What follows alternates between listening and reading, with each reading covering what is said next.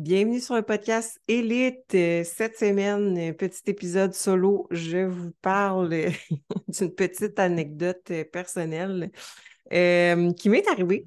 Donc, si vous allez dans les podcasts précédents, je me souviens plus c'est quoi le numéro de l'épisode, mais il y a un épisode que je suis accompagnée de Mérédith et qu'on parle de l'alimentation intuitive, notre point de vue et tout ça.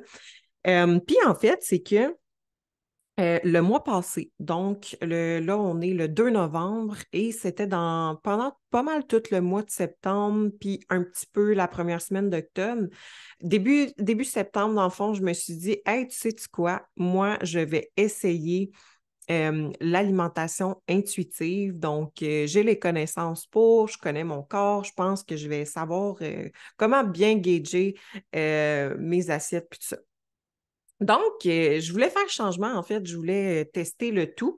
Fait que je me suis dit, je vais faire ça, donc je vais tester mon intuition, comme on dit. Donc, je fais ça pendant une semaine, 2 semaines. Là, la troisième semaine, j'étais comme, hey, je commence vraiment à mal dormir. Je me réveillais en pleine nuit. J'étais fatiguée, j'avais pas de motivation. Je poussais pas autant au gym, tout ça. Là, j'étais comme, bah, ça doit être mon cycle menstruel, tout ça. Évidemment, la semaine d'après, je tombe dans ma semaine. Puis après ça, mon cycle recommence, mais c'était encore ça. J'avais vraiment de la misère à dormir. Je me sentais plus anxieuse. Je poussais pas autant au gym. Puis là, je commençais vraiment à avoir des gros cravings que ça faisait longtemps que ça ne m'était pas arrivé. Puis j'avais des gros épisodes que j'avais extrêmement faim, surtout en fin de journée, dans le fond, là. Fait que là, je me suis dit, OK, c'est vraiment pas normal. Fait que là, ça nous amène à fin septembre, début octobre, pas mal.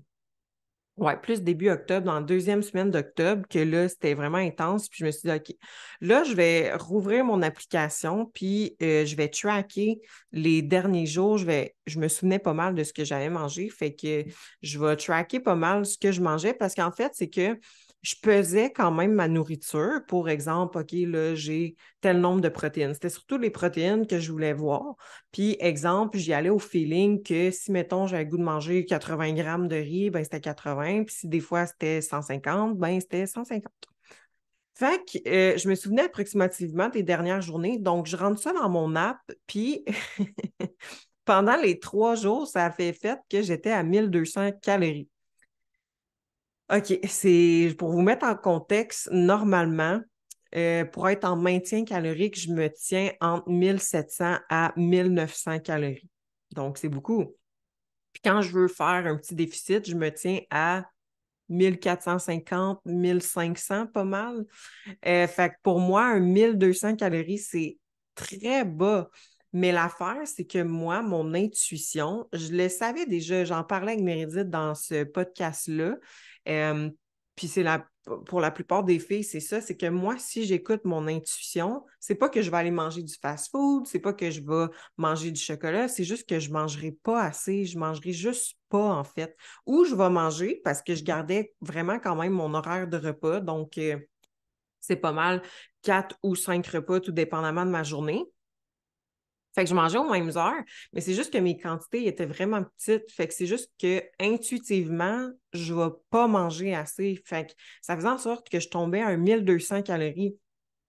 Donc, on s'entend que juste avant, je me maintenais à 1700, 1900 calories. Puis là, whoop, du jour au lendemain, inconsciemment, j'ai coupé ça à 200 calories. Fait qu'on s'entend que ça fait un 500-600 calories de déficit, puis c'est vraiment pas bon faire des déficits caloriques aussi grands sur un si petit laps de temps. Donc, c'était vraiment du jour au lendemain. C'était pas, OK, semaine 1, je coupe de 100, semaine 2, je coupe de 100. Tu sais, c'était pas fait de façon progressive.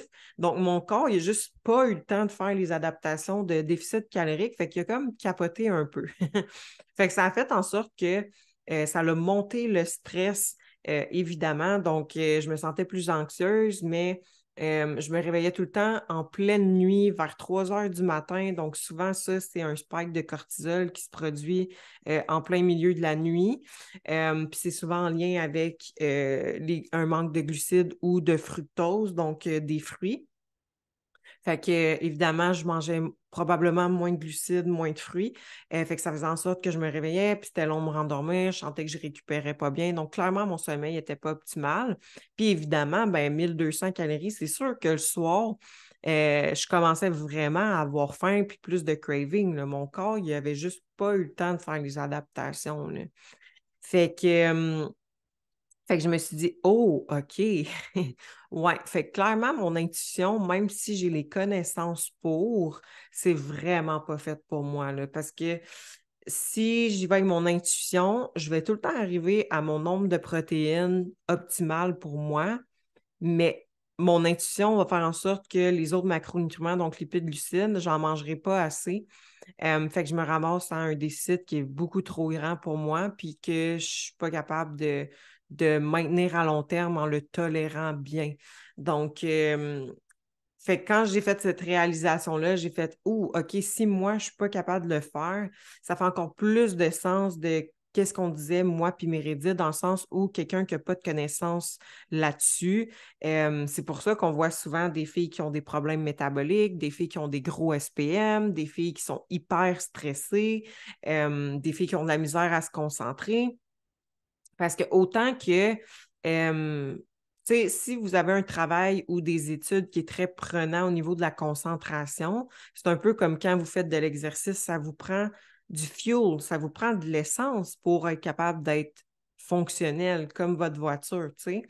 Fait que si vous avez des travails puis des études très demandants psychologiquement sur votre mental puis la concentration, faut que vous donniez à votre corps des bons calories, des bons nutriments. Ça en prend pour être fonctionnel. Puis en plus de ça, si vous allez au gym puis que vous faites un sport ou de la course, du cardio, peu importe, ben encore plus, tu sais. Fait qu'on sous-estime souvent le nombre de calories qu'on a besoin.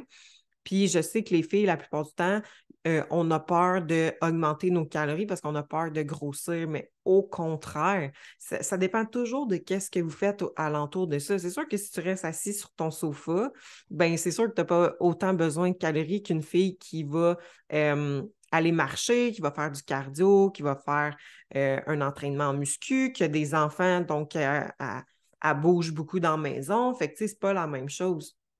Fait que oui, ça va varier d'une fille à l'autre, mais si tu es dans le cas que je viens de mentionner, tu as besoin de calories, puis on sous-estime souvent le nombre de calories, dans le fond, qu'on devrait ingérer. Donc, euh, donc voilà, c'est juste que ça faisait beaucoup de sens suite au podcast qu'on avait fait, moi et Mérédith. C'est ça. Fait que, tu sais, la plupart du temps, les filles, quand ils vont se fier à leur intuition, ben ça va être soit de ne pas manger, puis là, sur le long terme, ça va causer des adaptations métaboliques. Ou ce que ça va faire, c'est qu'ils ne vont pas manger, mais là, le soir, ils vont avoir une grosse rage de bouffe. Pas nécessairement de sucre, mais juste une grande faim. Fait que là ils vont ingérer une grande quantité de nourriture d'un seul coup. Puis là, ça va créer de l'inflammation, ça va créer des problèmes de digestion. Puis là, on se trouve dans une espèce de cercle vicieux. Donc, d'où l'importance de manger suffisamment dans la journée pour éviter justement quand on est rendu soir, on a beaucoup trop faim, puis là, on prend des trop grosses portions comparativement à si on avait donné les calories nécessaires dans la journée. Donc, voilà ma petite anecdote, ne plus jamais me fier à mon intuition. Mais tu sais, l'affaire, c'est qu'en voyage, je le fais. Je vous ai fait un podcast en lien avec ça. Mais l'affaire, c'est qu'en voyage, c'est pas du tout comme quand on est à la maison. Quand on est à la maison, veut pas, même si on pense qu'on gère bien le stress, on est quand même stressé. Donc, il y a le stress de je me lève à telle heure, je me couche à telle heure, il faut que j'aille au gym à cette heure-là, j'ai des rendez-vous dans la semaine, il faut que j'aille chercher mes enfants, faut que. Fait que, tu sais, il y a tout ce stress-là, mais quand on est en voyage, poup, ça part, là. On travaille pas la plupart du temps en voyage, là. Fait que tu te lèves quand tu veux te lever, tu te couches quand tu veux te coucher, puis t'as pas beaucoup de préoccupations à avoir, là. Fait que c'est sûr que ton intuition, ben t'as pas le stress là-dedans. Fait qu'en général, c'est beaucoup mieux que dans la vie de tous les jours, dans ta routine de tous les jours, le stress va influencer ton intuition. Donc, pour moi, en voyage, mon intuition, je file super bien, mais quand je suis ici, pas du tout. Faut pas que je me fie à mon intuition. Donc, C'était juste, j'ai trouvé ça cool quand même comme expérience, même si je filais vraiment pas bien pendant ces semaines-là. Mais quand j'ai fait les liens, là, j'étais comme, OK, plus jamais je fais ça. Fait que, donc voilà, je trouve ça vraiment drôle. Mais maintenant, je peux vous comprendre encore plus, là, ça fait vraiment plus de sens de qu'est-ce que je disais. Avec Meredith, vous irez écouter ça. Donc voilà, pour l'épisode de cette semaine, c'était simplement une petite anecdote sur l'alimentation intuitive et moi. Donc sur ce, on se dit à la semaine prochaine et n'oubliez pas de laisser un 5 étoiles sur Spotify.